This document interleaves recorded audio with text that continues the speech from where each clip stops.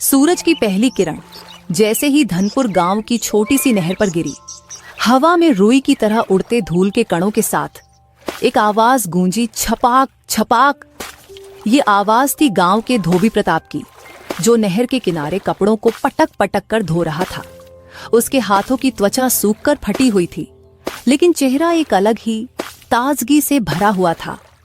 इस चेहरे पर शिकन तक नहीं थी, क्योंकि वह जानता था कि मेहनत के बिना कोई फल मीठा नहीं होता। हर कपड़े की अलग कहानी है। चौधरी के कपड़े जरा ज्यादा घमंड से लथपथ हैं। स्कूल मास्टर के कपड़ों में स्याही की महक है, और रमा काकी की साड़ी, उसमें तो पूरे परिवार की थकान छुपी होती है। कुछ ही दूरी पर उसकी पत्नी गोमती खड़ी थी, जो दिन भर के श्रम के बावजूद अपनी आंखों में एक विशेष चमक लेकर चलती थी। उसकी आंखों में हमेशा उम्मीद की झलक होती, भले ही कंधों पर बोझ हो।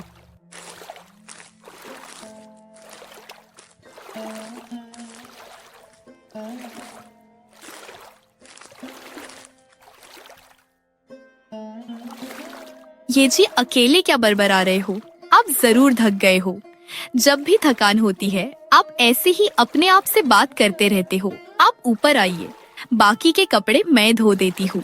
गोमती, ये थकान नहीं है। मैं तो बस अपने काम के बीच थोड़े खुद से ही बात कर लेता हूँ।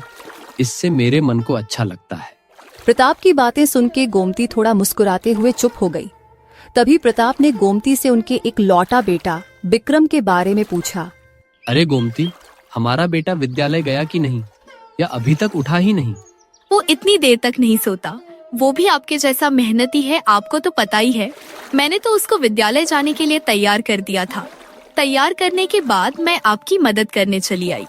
फिर उन्होंने देखा विक्रम अपने छोटे से बस्ता लिए घर के अंदर से उनके तरफ आया। उसकी आंखों में सवाल था और दिल में कुछ ख्वाहिशें। 10 वर्षीय था वो, लेकिन उसकी आंखों में वह समझ थी जो उसके माता पिता के जीवन की कठिनाइयों ने उसे दी थी। बाबूजी, आज विद्यालय में कविता पाठ है, पर मेरी किताब का पन्ना ही फट गया है। शायद मास्टर जी डांटेंगे मुझे। आज स्कूल जाऊं कि नहीं बाबूजी? बेटा, तेरे बाबा की जिंदगी भी पन्नों की तरह फटी हुई है, मगर देख, मैं फिर भी रोज एक नई कहानी लिखता हूँ। तुझे भी लिखनी है सच्चाई की, ईमानदारी की। तू अभी विद्यालय जा, मैं देखता हूँ क्या कर सकते हैं। अगर मुझे कुछ पैसे मिले तो मैं तुझे एक नई किताब खरीद के दूंगा। आप बात तो सही कह रहे हो जी, लेकिन क्या हम हमेशा ऐसे ही गरीब अवस्था में ही रहेंगे? हम तो अपने बेटे को एक नई किताब भी नहीं दे पा रहे हैं। प्रताप ने चुपचाप कपड़े की टोकरी उठाई और घर की ओर निकल पड़ा। उसने कोई जवाब नहीं दिया।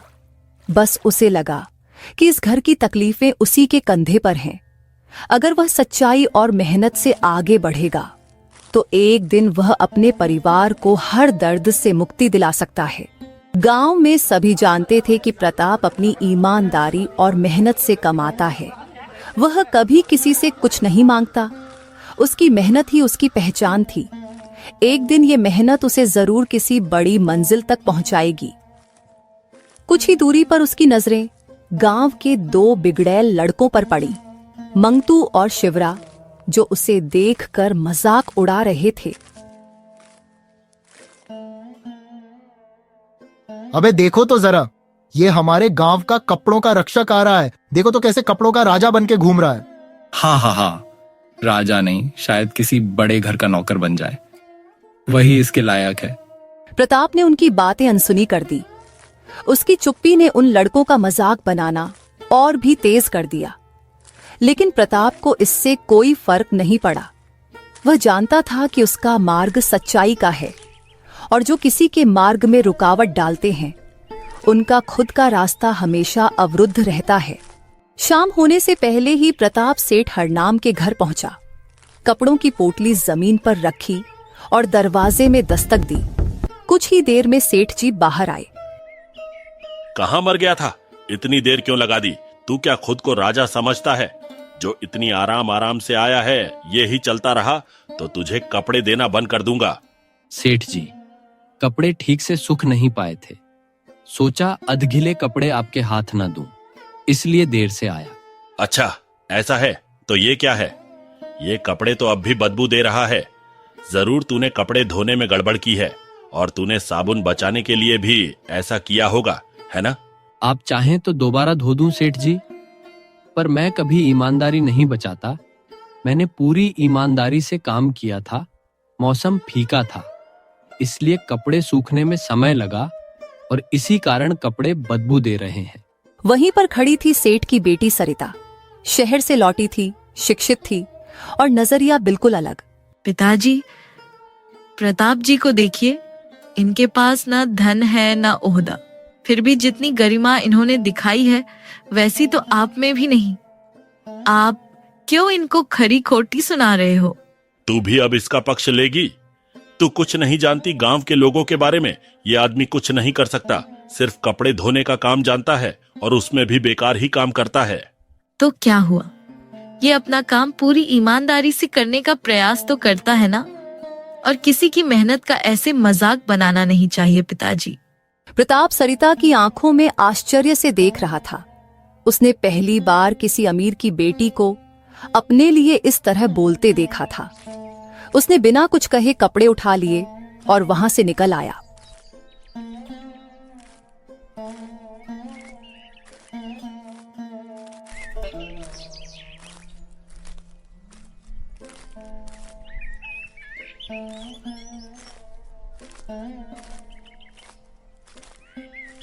घर लौटने पर गोमती प्रताप से बोली, ये जी आप आ गए, लेकिन आप ये कपड़े वापस क्यों लेके आए और यूं उदास क्यों खड़े हो? कुछ नहीं गोमती, बस सेठ जी देर से जाने के वजह से नाराज हो गए और उन्होंने कहा कि कपड़ों से बदबू भी आ रहा है और बोला कि ऐसे चलता रहा तो आगे से मुझे कपड़े धोने के लिए नहीं देंगे।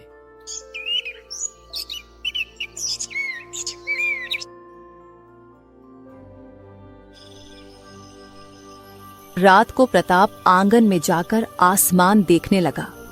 चांद अधूरा था जैसे उसकी जिंदगी, लेकिन तारे झिलमिला रहे थे। हे भगवान, अगर मेरी मेहनत में खोट हो तो मुझे और दुख दे, पर अगर सच्ची हो तो एक दिन मेरी भी बारी आए। मैं अपने बेटे को ऐसी जिंदगी देना चाहता हूं जहां उसे कभी किसी के सामने सिर न झुकाना पड़े।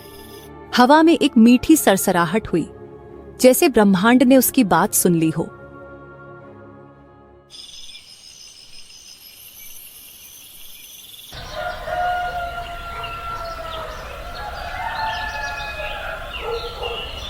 प्रताप अगली सुबह जल्दी से उठकर सेठ के कपड़े लेकर उसके घर गया।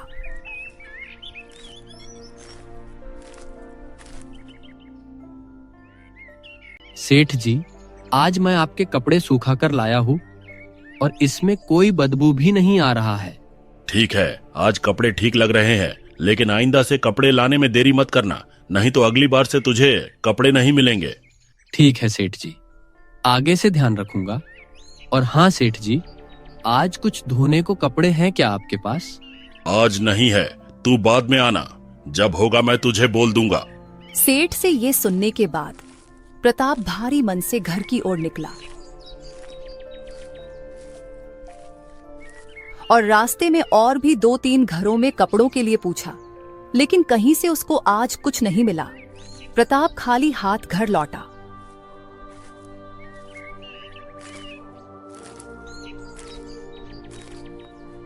गोमती प्रताप को देखकर बोली, ये जी आज फिर क्या हुआ जो आज भी उदास होके आए हो? सेठ जी ने फिर से कुछ कहा है क्या?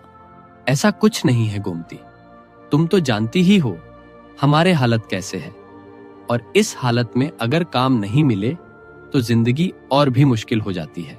आप ठीक कह रहे हो जी, लेकिन आप कुछ और काम क्यों नहीं करते? आजकल धोबी को कपड़े देना कम कर दिया है लोगों ने। बहुत से अमीरों के पास तो कपड़े धोने की मशीन होती है। मशीन से कहा कपड़े अच्छे से साफ होते हैं गोमती, हाथ की मेहनत की बात ही अलग होती है, लेकिन लोग ये बात कहाँ समझेंगे? इस आधुनिकता ने मानो हम जैसे कुछ गरीबों की रोजी रोटी ही छीन रहा है। गोमती ने प्रताप की बात सुन के उसकी तरफ देखा। उसको देख के गोमती को प्रताप की आंखों में गरीबी की दुख और अपने परिवार के लिए ज्यादा कुछ न कर पाने का चिंता साफ दिख रही थी। आप छोड़िए ना इन सब बातों को, हम कर लेंगे कुछ न कुछ। आप बस सच्चे मन से काम कीजिए, भगवान जरूर हम पे कृपा करेंगे। प्रताप ने कोई जवाब नहीं दिया और चुपचाप बाहर निकल आया। वो गांव में कुछ काम मिलने की उम्मीद में निकल आया था। वह पहले सेठ हरनाम के पास पहुंचा और उसने दरवाजे पे दस्तक दी। सेठ हरनाम बाहर आते ही प्रताप से ऊंची आवाज में बोला, क्यों रे प्रताप, अब क्या लेने आया है तू? पैसे लेने आया है क्या? तुझे तो मैंने पहले ही पैसे दे दिए थे, अब क्या चाहिए? जी सेठ जी, आपने पहले ही दे दिए थे और मैं आपसे पैसे मांगने नहीं आया हूँ। मुझे कुछ और काम चाहिए था। अगर आपके पास कोई मजदूरी वाले काम है तो आप मुझे दीजिए, मैं कर दूंगा। मुझे पैसों की बहुत जरूरत है। मजदूरी वाले काम? तू क्या अब ये सब करने लगा है? तुझे आता भी है? सेठ जी, पहले कभी किया तो नहीं, लेकिन मैं करूंगा सेठ जी, क्योंकि इन दिनों कपड़े धोने का काम अच्छा नहीं चल रहा और बीच बीच में बारिश भी हो जाती है तो कपड़े सही से नहीं सूख पाते। इसी कारण लोग कपड़े ही नहीं दे रहे हैं। तो क्या मैं तुझे ऐसे ही काम पे लगा दूं? तुझे कपड़े धोने के सिवा कुछ आता ही नहीं है। चला जा यहाँ से, कोई काम नहीं है तेरे लिए। जो भी काम है वो मैंने दूसरे मजदूरों को दे दी है। तू जा यहाँ से, मेरा समय बर्बाद मत कर। सेठ की बात सुन के प्रताप को बुरा लगा और वहां से गांव के बाजार तक गया ताकि उसे कुछ काम मिल सके।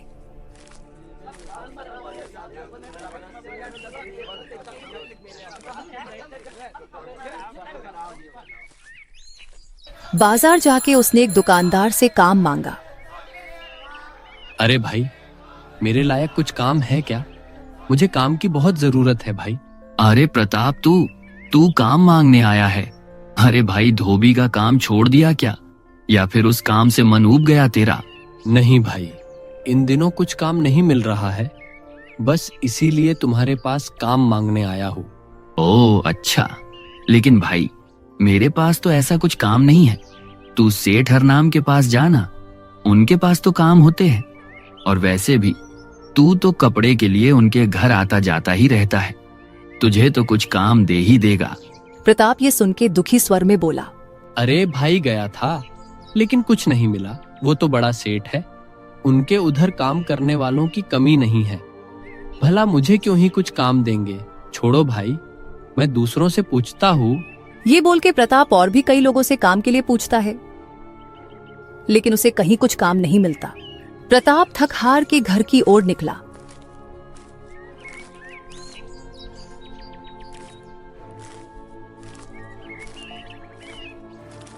घर पहुंचते ही उसने देखा कि गोमती और उसका बेटा विक्रम उसका बेसब्री से राह देख रहे थे। ये जी, आप यूं बिन बताए कहाँ चले गए थे? हम तो डर गए थे, आपको कुछ हो गया तो हम कैसे रहेंगे? अरे मुझे क्यों कुछ होगा? मैं तो काम मांगने गया था, लेकिन कहीं से मुझे कुछ काम नहीं मिला। ऊपर से कपड़े धो धो के मेरे कमर में दर्द होने लगा है। कुछ देर चलने लगता हूँ तो दर्द से जान निकल जाता है।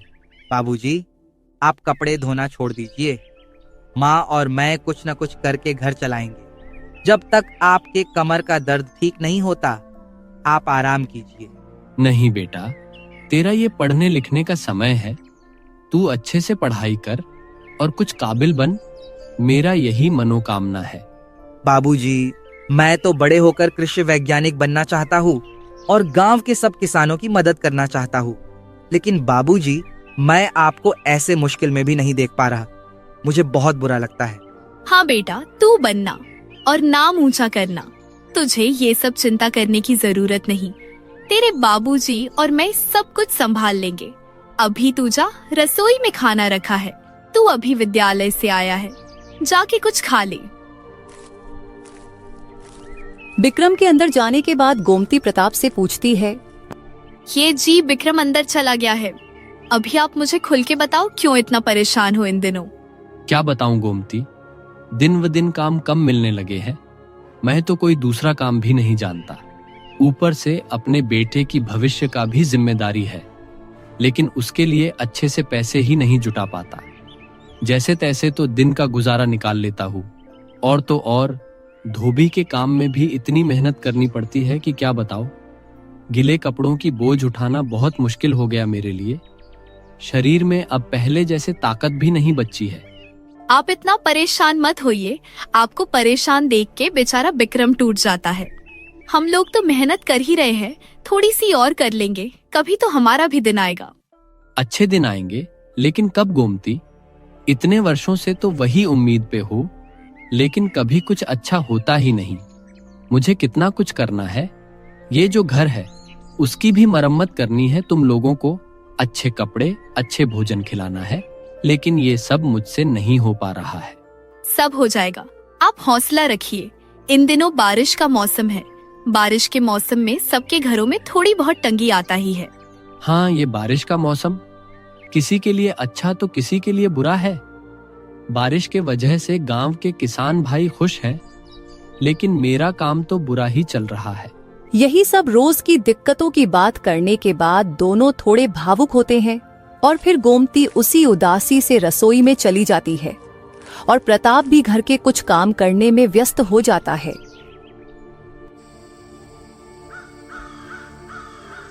थोड़े समय बाद अंधेरा होता है और जोर की बारिश भी होने लग जाती है। बारिश के आते ही बारिश से होने वाली उनके जीवन के समस्याओं को याद करके दोनों और भी उदास हो जाते हैं।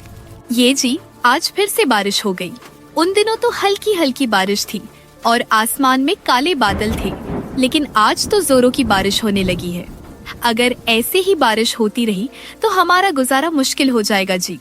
हाँ गोमती, मुझे पता है, इसी कारण तो मैं चिंतित हो रहा हूँ, लेकिन हम चिंतित होने के अलावा और कर भी क्या सकते हैं?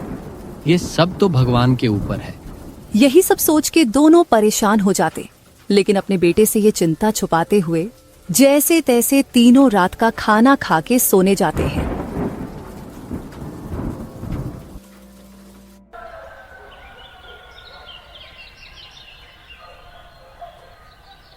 अगली सुबह सबसे पहले प्रताप उठ जाता है और उठ के देखता है कि आसमान साफ था, लेकिन आज काम मिलेगा या नहीं, ये सोच के प्रताप थोड़ा परेशान था। तभी गोमती भी घर के बाहर आती है और आके प्रताप से बोलती है, मैं एक बात सोच रही थी, अगर आप मन करें तो हम दोनों ये काम कर सकते हैं। कुछ न करने से तो बेहतर ही होगा। क्या बात गोमती, तुम क्या कहना चाह रही हो? साफ साफ बोलो। मैं सोच रही थी कि बारिश का मौसम शुरू हुआ है और सब गीला गीला है, तो सबको सूखी लकड़ियों की जरूरत होगी। तो हम लोग जंगल में जाके लकड़ियां ढूंढ के बाजार में बेचे तो हमें दिन का गुजारा चलाने की तो पैसे मिल ही जाएगी। तुम ठीक ही सोच रही हो, लेकिन तुम्हें ये करने की जरूरत नहीं है। दोनों इसी में व्यस्त रहेंगे तो विक्रम की देखभाल कौन करेगा? वो सिर्फ 10 वर्ष का है, उसकी देखभाल भी जरूरी है। ठीक है, लेकिन आपके शरीर में तो दर्द है, क्या आप ये अकेले कर पाओगे? मैं कर लूंगा गोमती। इतनी सी दर्द मुझे मेरी जिम्मेदारी से दूर नहीं कर सकते। और वैसे भी कुछ ही दिनों की तो बात है, जब मुझे फिर से लोग कपड़े धोने के लिए देंगे, तब तुम भी उस काम में मदद कर देना। उस काम में तो हमें घर से ज्यादा दूर भी नहीं जाना पड़ता। ठीक है जी, आप पहले कुछ खाना खा के लकड़ी ढूंढने जाइए। मैं भी विक्रम को खाना खिलाकर विद्यालय भेज देती हूँ।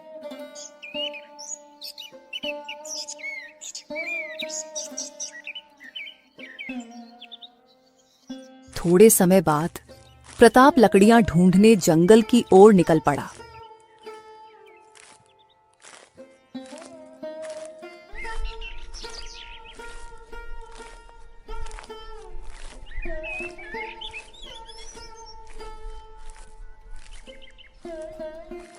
कुछ समय बाद प्रताप इधर उधर से थोड़े लकड़ी जमा कर लेता है और थकान के मारे कुछ समय वह कहीं किसी पेड़ के नीचे आराम करने की सोचता है।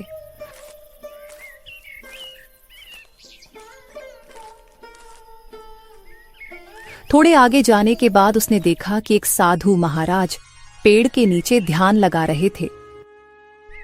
थोड़ी देर साधु महाराज को घूरने के बाद वह वहां से जाने की सोचने लगा क्योंकि वह साधु महाराज का ध्यान भंग नहीं करना चाहता था।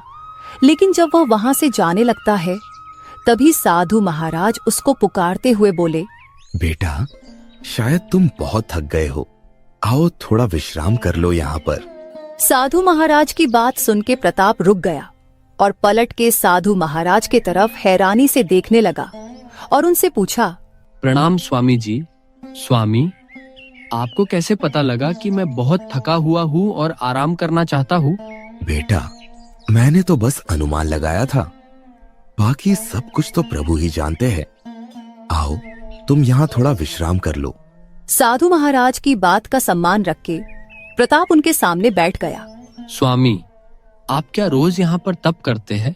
हाँ बेटा, इस प्रकृति के गोद में ध्यान लगाने से मेरा मन बहुत प्रसन्न हो जाता है। परंतु बेटा, तुम्हें देख के ये प्रतीत होता है कि तुम अपनी जीवन से प्रसन्न नहीं हो। नहीं स्वामी, मैं बस रोज की मुश्किल भरी जीवन के कारण थोड़े परेशान रहता हूँ, लेकिन मैं अपने परिवार के साथ बहुत खुश हूँ। जीवन में तो कठिनाई आएंगे ही, परंतु जो उस कठिनाई से जूझ के प्रभु ने जो दिया है, उसी को लेकर सब्र रखे तो जीवन बहुत खुशहाल हो जाती है।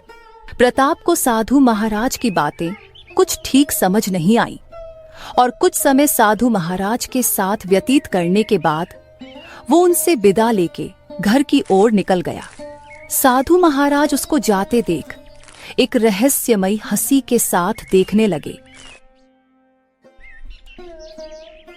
थोड़े समय बाद प्रताप जमा किया हुआ लकड़ियों को जाके एक ढाबे वाले को बेच देता है और ढाबे वाला उसको 100 रुपए दे देता है और वह पैसे लेके प्रताप घर आता है।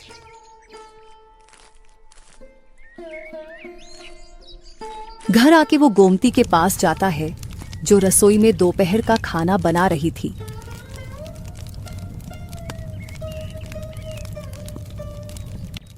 ये लो गोमती, आज लकड़ी बेच के मुझे 100 रुपए मिले। जानता हूं कम है, लेकिन इससे जो मिले तुम राशन ले आना। चाहता था कि और लकड़ियां जमा करूं, लेकिन मुझे बहुत थकान होने लगी थी। तुम मुझे माफ कर देना, मैं बस इतना ही कर पाया। हाय राम, आप मुझसे माफी मत मांगिए, पाप लगेगा मुझे। आपने जो मेहनत से कमाया है इसी से घर चल जाएगा। और हाँ, मैं एक चीज बहुत दिनों से देख रहा हूँ, आप बहुत कमजोर हो गए हो, लेकिन आप हमसे छुपाते हो।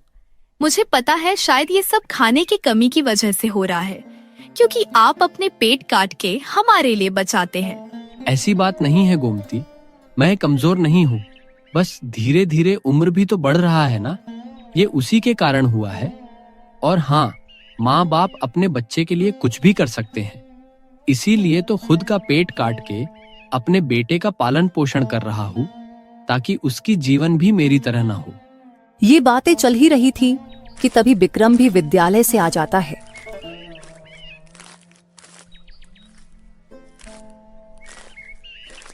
विक्रम की आहट सुन के दोनों चुप हो गए और प्रताप विक्रम के पास आके उससे बोलता है,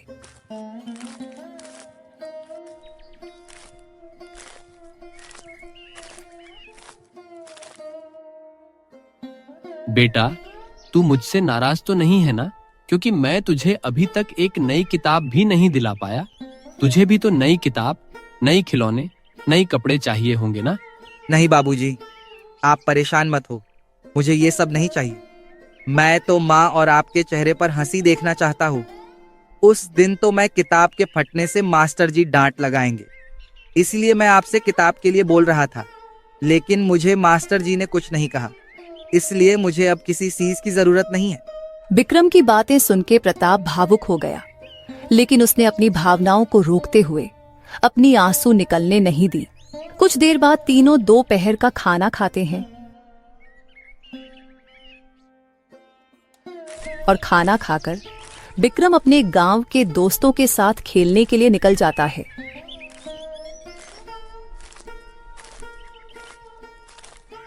और इधर प्रताप भी फिर से लकड़ी जमा करने जंगल में जाने के लिए तैयार होता है। आप कहाँ जा रहे हो? अभी आप तो थके हुए थे ना?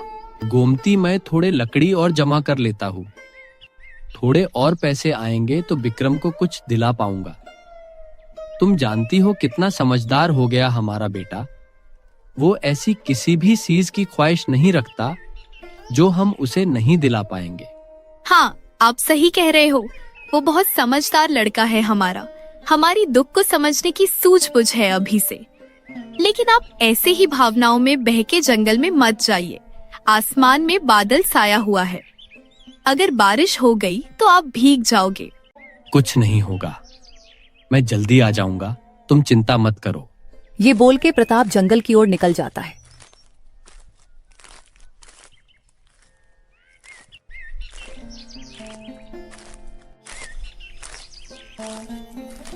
जैसे ही उसने जंगल में प्रवेश किया, उसने देखा कि उसके सामने थोड़े ही दूर में एक गधा घास चर रहा था।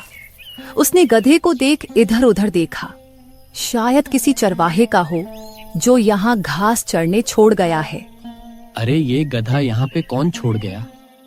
इस जंगल में तो कभी ऐसे बड़े जंगली जानवर को नहीं देखा। यहाँ तो बस कुछ छोटे जानवर ही रहते थे। शायद इसे किसी ने यहाँ घास चरने के लिए छोड़ गया है।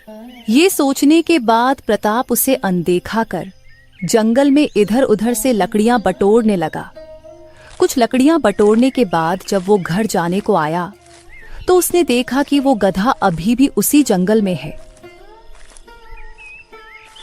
ये देख वो सोचने लगा, अरे ये तो अभी भी यहीं पर है। शायद इसे किसी ने छोड़ दिया है।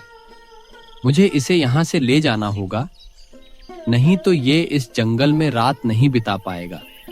और अगर इसे किसी ने ढूंढने की कोशिश की तो मुझे पता लगते ही मैं उनको दे दूंगा। फिलहाल इसे घर ले चलता हूँ। ये सब सोच के उसने गधे को अपने साथ ले गया और गधा भी बिना कुछ किए आराम से उसके साथ चलने लगा, जैसे उसी का पालतू हो।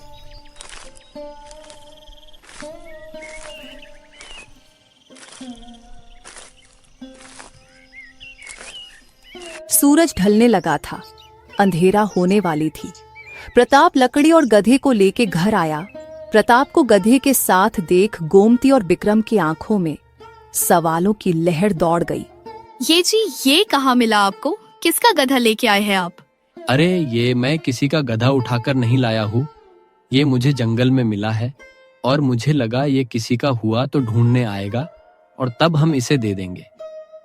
नहीं तो जंगल में इस बेचारे की जान को खतरा हो सकता था। ये जरूर किसी का पालतू ही होगा। तुमने देखा ना कैसे मेरे साथ आ रहा था। ठीक है बाबूजी, अगर कोई इसे लेने आया तो इसे हम दे देंगे, लेकिन अभी कुछ दिन हम इसे रखेंगे। देखो ना बाबूजी, ये कितना प्यारा है। मैं इसका नाम भोला रखूंगा।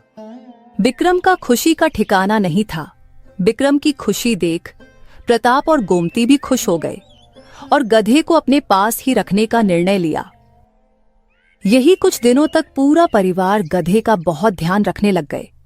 उनके आर्थिक स्थिति खराब होने के बावजूद भी प्रताप कहीं न कहीं से कुछ घास और चारे का इंतजाम कर ही लेता था। प्रताप अब गधे को धोबी के काम के लिए भी कपड़े का बोझ उठाने ले जाता था और जंगल में लकड़ियां जमा करने और साथ में गधे को घास चराने भी ले जाता था। एक दिन जब प्रताप गधे को लेके जंगल में गया तो उसे फिर से पेड़ के नीचे वही साधु महाराज ध्यान करते हुए मिले। साधु महाराज को देख प्रताप उनके पास गया और उनसे बात करने लगा। बेटा, आज लकड़ियां जमा नहीं किया क्या तुमने? नहीं स्वामी जी, मैं बस जमा करने जा ही रहा था, तभी आप दिखे और इसीलिए मैं रुक गया। अच्छा लगा तुम मेरे लिए रुके, लेकिन बेटा तुम्हारे साथ आज नया साथी कौन है? लगता है पशुओं से प्रेम करते हो। स्वामी, ये तो मुझे इसी जंगल में भटकते हुए मिला था। इसे कोई लेने नहीं आया और इसलिए मैंने सोचा कि जंगल में इसे नुकसान पहुंचेगा तो मैं ही इसे घर लेके जाता हूँ। तुमने सही किया बेटा। शायद ये भी तुम्हारी जैसा कोई भला मनुष्य का राह देख रहा था, परंतु तुम जो इससे अपने बोझ उठवाते हो, क्या ये उचित है? तुम तो इसका सुरक्षा करने के लिए ले गए थे, लेकिन अब तो तुम उसे पीड़ा ही दे रहे हो। साधु महाराज से ये सुनने के बाद प्रताप हैरान रह गया। मैंने इसके बारे में गहराई से नहीं सोचा था स्वामी। मुझसे भूल हो गई, मुझे आप क्षमा कर दीजिए। लेकिन स्वामी, आपको कैसे पता लगा कि मैं इससे अपनी काम में मदद लेता हूँ? ये सब तो प्रभु ही जानते हैं। मैं तो बस उनका दास हूँ। और मुझसे क्षमा मत मांगो। तुम इसको ले जाके अच्छे से प्यार से रखो। पशु को पीड़ा देना नहीं चाहिए, नहीं तो पशुपति क्रोधित हो जाएंगे। ठीक है स्वामी, मैं अब से इसका बहुत अच्छे से देखभाल करूंगा। ये बोल के प्रताप साधु महाराज से विदा लेके कुछ लकड़ियां लेके घर निकल गया।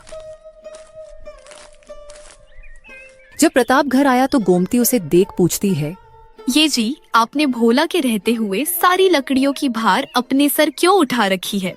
प्रताप गोमती को साधु महाराज से हुए वार्तालाप के बारे में सब कुछ बता देता है। गोमती भी ये सब प्रताप के मुंह से सुन के साधु महाराज की बातों का सम्मान रखते हुए चुपचाप मान जाती है। ऐसे ही कुछ दिन बीत जाता है और रोज की मेहनत से प्रताप की जीवन कठिनाइयों से भर गई थी। इसलिए प्रताप एक दिन इन सब कठिनाइयों से परेशान होके साधु महाराज से मिलने गया ताकि उसकी जीवन के समस्याओं से मुक्ति पा सके।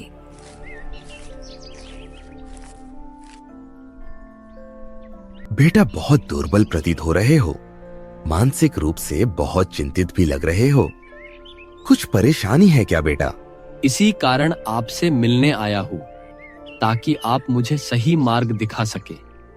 मैं तो रोज की मेहनत और आर्थिक परेशानियों की वजह से शरीर और मानसिक रूप से टूट चुका हूँ। पता नहीं भगवान की कृपा कब होगी मुझ पे। आप कुछ मार्ग दिखाइए स्वामी। बेटा, भगवान सबको सही समय पर ही सब देंगे। हमको तो बस मेहनत और अच्छे कर्म करने चाहिए, लेकिन कभी भी पुण्य का फल की आशा नहीं रखनी चाहिए। और तुम्हें क्या लगता है, तुम खुद यहां मेरे पास आए हो? नहीं बेटा, ये तो तुम्हारी अच्छे कर्म है जो प्रभु तुम्हें यहां मेरे सम्मुख लाए। और हाँ बेटा, तुम्हें जो जंगल में तुम्हारा भोला मिला था वो तुमको ऐसे ही नहीं मिला था। वही तुम्हारे अच्छे कर्मों का फल है। तुम जिस प्रेम से उसका ध्यान रखते हो, तुम उसी प्रेम से तुम उसको जंगल के दक्षिण ओर चराने ले जाओ। और जिस स्थान पर भोला पहला घास चरे, उसी स्थान पर तुम खुदाई करना। तुमको तुम्हारी सारे समस्याओं का हल मिल जाएगा। साधु महाराज की बात प्रताप को कुछ ठीक समझ नहीं आई और वह घर चला आया। घर आके प्रताप गोमती से साधु महाराज से हुई बातचीत के बारे में सब कुछ बताता है। गोमती प्रताप के मुंह से ये सुन के उससे तुरंत बोलती है, अरे इसमें समझना क्या है? साधु महाराज ने जो आपसे कहा है, जरूर उनके कहे हुए हर बात का कुछ महत्वपूर्ण अर्थ छुपा होगा।